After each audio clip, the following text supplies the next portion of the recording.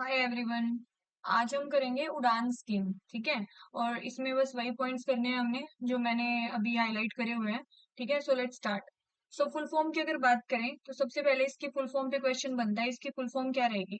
सो इसकी full form रहेगी, जैसे कि इसके नाम में यू है तो यू से क्या रहेगा, उड़े। उड़ान मतलब उड़ने से रिलेटेड ही हुई ना ये। तो उड़ने से रिलेटेड हुई तो उड़े देश, डी फॉर देश, ये कुछ नहीं है, का, ए से आम, एन से नागरिक। पहला क्वेश्चन हमने कवर किया, इसका फुल फॉर्म ही पूछ लेता है, वो क्या रहेगा, उड़े देश का आम नागरिक। और ये मेरे वन ऑफ जो मेरे एसएसबीज थे उनमें भी थी ये, लेक्चरेट का टॉपिक था ये उड़ान। तो ये इंपॉर्टेंट स्कीम है, इसमें अगर आपको थोड़ा बहुत कंटेंट पता होना चाहिए तो भी आप 2 मिनट बोल पाओगे। तो ये उसमें आया था। इसकी फुल फॉर्म है ये, उड़े देश का आम नागरिक। अगर लॉन्च की बात करें तो ये लॉन्च हुई थी अक्टूबर 2016 में। अक्टूबर 2016 में, ठीक है। तो ये अक्टूबर 2016 में लॉन्च किसने करी थी, ministry of civil aviation. Ministry of civil aviation, for a period of for a period of 10 years, ठीक है। फिर ये किसके आगे परस्यूएंस में आगे हमने कंटिन्यू करने का ट्राई किया था, करने के लिए हमने ये इम्प्लीमेंट करी थी। ये करी थी हम, सिविल एविएशन पॉलिसी जो थी 2016, civil aviation policy, civil aviation policy 2016 पहले ही पॉलिसी आई थी, इसके ही परसुएंस में आगे हम ये स्कीम लेके आए थे, ठीक है। और इसका जो लेटेस्ट प्रोजेक्ट है ना, लेटेस्ट प्रोजेक्ट है वो है उड़ान 5.0। मतलब उड़ान के इतने वर्जन आ चुके हैं अभी तक, ठीक है। सो इसका लेटेस्ट वाला है 5.0। इसके फीचर्स की अगर बात करें तो ये बेसिकली मिडिल क्लास फैमिली जो है, हम जैसे जो लाइफ में 2-3 बार ही फ्लाइट्स में बैठे हुए होते हैं मैक्सिमम, और आधे लोग तो बैठे भी नहीं होते, तो उनके लिए लेके आएगी स्कीम थी कि हर एक देश का जो आम नागरिक है, मिडिल क्लास इंसान है, वो भी अच्छे से और कम रेट्स पे, सब्सिडाइज रेट्स पे अब वो ट्रेवल कर पाए वाया एयर फ्लाइट्स, ठीक है। तो वो उसके लिए लेके आई गई थी ये स्कीम। और इसका जो सबसे पहला फीचर रहेगा वो रहेगा connecting small and medium cities and medium cities through air service। अब कनेक्ट तो कर रहे हैं स्मॉल और मीडियम सिटीज को, पर किससे कनेक्ट कर रहे हैं, तो बिग सिटीज से कनेक्ट करेंगे। बिग सिटीज से कनेक्ट करेंगे थ्रू एयर सर्विस। दूसरी अगर बात करें तो जैसे कि मैंने बताया, अफोर्डेबल एंड इकोनॉमिकली वायबल, भी हमारे बजट में हो, इकोनॉमिकली वायबल और profitable air travel, profitable air travel provide करवाना, ठीक है। ये हो गया इसका दूसरा फीचर। तीसरा क्या था, वही extending extending financial incentives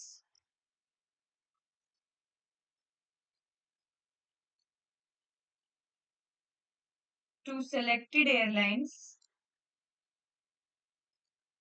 to selected airlines to encourage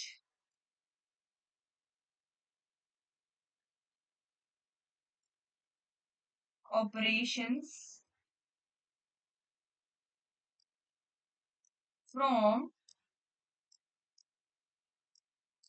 underserved underserved और अनसर्व्ड एयरपोर्ट्स। राइटिंग को थोड़ा नेग्लेक्ट करना, इग्नोर करके चलना, अनसर्व्ड एयरपोर्ट्स, ठीक है। तो बेसिकली जैसे मैंने बताया इसके 3 ही पॉइंट्स हैं। जैसे कि नाम से ही पता चल रहा था, ठीक है? स्मॉल और मीडियम सिटीज़ को हमें बड़ी सिटीज़ से जोड़ना है एंड वाया एयर ट्रैवल, क्योंकि हम उड़ने की बात कर रहे हैं, ठीक है? उसके बाद अगर बात करें तो हमने बोला कि एक मीडियम और जो मिडल क्लास इंसान है वो भी उस पे ट्रैवल कर पाए, एयर के थ्रू ट्रैवल कर पाए। तो इसके लिए हमें क्या अफोर्डेबल बनानी पड़ेगी ना चीज़ों को। तो अफोर्डेबल, इकोनॉमिकली वायबल और प्रॉफिटेबल एयर ट्रैवल प्रोवाइड करवाना इसका मोटिव था। लास्ट जो था वो एक्सटेंडिंग फाइनेंशियल इंसेंटिव। अब एक बात बताओ, ऑलरेडी जो सर्विंग एयरपोर्ट्स हैं वो कम पे और अपना खुद का प्रॉफिट काट के तो वो अफोर्ड कर नहीं सकते कि वो आपको ट्रेवल के लिए आपकी टिकट जो है वो सस्ती कर दे या फिर वो ऐसा कुछ आपको बेनिफिट्स अवेल करा दे। तो इसके लिए क्या सेलेक्ट करें हमने कि जो अंडर सर्व्ड और जो अनसर्व्ड अभी तक एयरपोर्ट्स है ना जिन पे इतना काम नहीं हुआ, तो वहां पे उनको टारगेट करा जाए और उन पे थोड़ा काम करके उनको इस लायक बनाया जाए कि वहां से एयर फ्लाइट्स जो है वो जा पाए और वहां से क्या होगा कि उससे लोगों को भी ट्रैवल बढ़ेगा, ठीक है?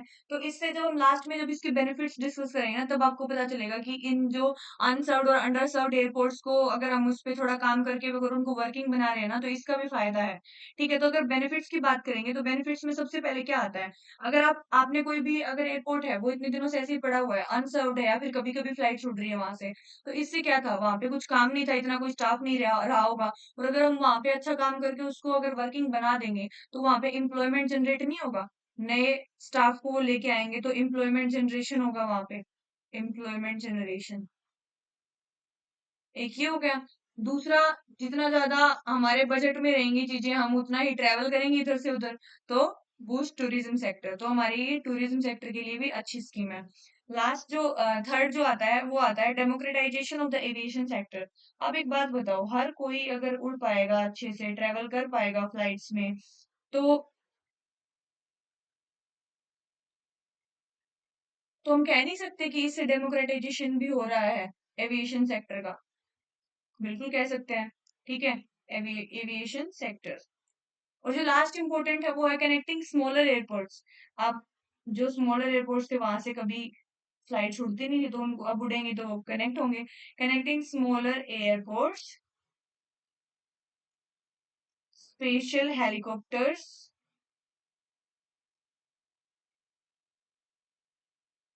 And sea plane routes, sea plane routes. So that's all for UDAN scheme. इसमें मैं आपको इम्पोर्टेंट चीजें हाईलाइट कर देती हूँ। वैसे तो मैंने मोस्ट इम्पोर्टेंट चीजें ही ली हैं जो पेपर में पूछी जाती हैं।